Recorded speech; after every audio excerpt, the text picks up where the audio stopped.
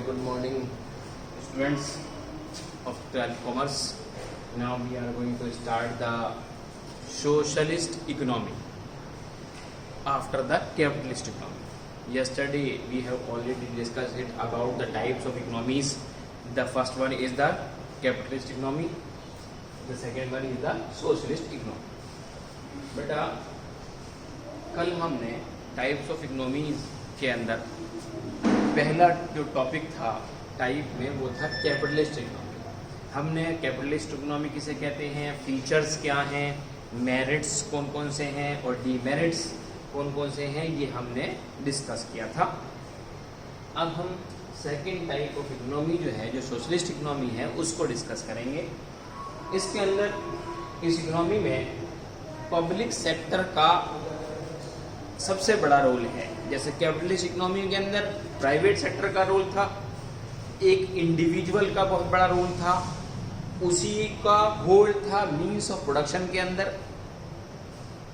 ऐसे ही यहाँ पर अगर हम कंपैरिजन करें कैपिटलिस्ट इकोनॉमी के साथ, तो सोशलिस्ट इकोनॉमी के अंदर पब्लिक सेक्टर का होल्ड है मीन्स ऑफ प्रोडक्शन में। और दूसरा, जो इकोनॉमिक डिसीजंस हैं उनको लेने के लिए, जो इकोनॉमिक स्टेबिलिटी को मेंटेन रखने का काम करते हैं, इस टाइप के डिसीजंस जो हैं वो सोशलिस्ट इकोनॉमी में गवर्नमेंट की अथॉरिटी के को राइट है लेने के लिए।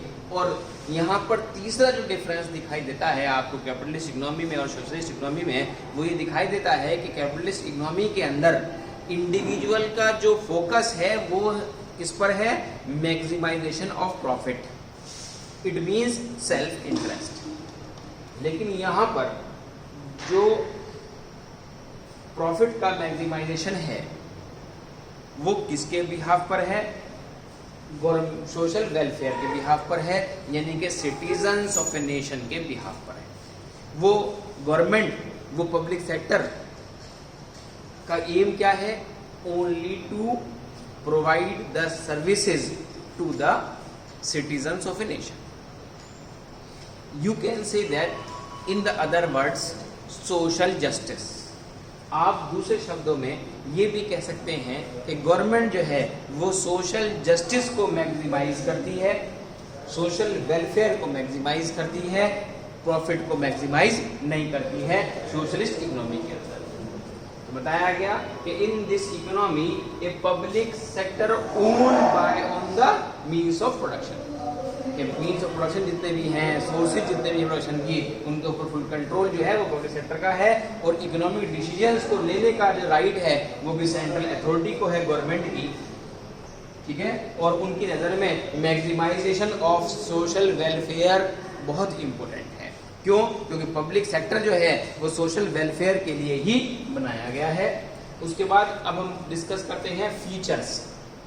यहाँ पर आप जब भी बोर्ड के पॉइंट ऑफ व्यू से कोई टॉपिक आप पढ़ते हैं तो हर वर्ड के का सिनोनिम आपको पता होना चाहिए, क्योंकि कभी कभी एग्जामिनर्स आपकी साइकोलॉजी के साथ इस तरह से गेमिंग करता है कि वो आपको एग्जैक्ट वर्ड न देकर उसका सिनोनिम दे देता है, और आप फिर सिनोनिम अगर पढ़ के नहीं गए हैं तो आप फिर भूल जाते हैं कि ये वर्ड जो है मैंने पढ़ा नहीं है, इसलिए इसका आंसर क्या होगा। तो मैं बता रहा हूँ कि फीचर्स हो, कैरेक्टरिस्टिक्स हो, साइलेंट फीचर्स के नाम से हो, ये सब एक ही मैटर है। तो यहाँ पर अब हम सोशलिस्ट इकोनॉमी के फीचर्स को डिस्कस करेंगे।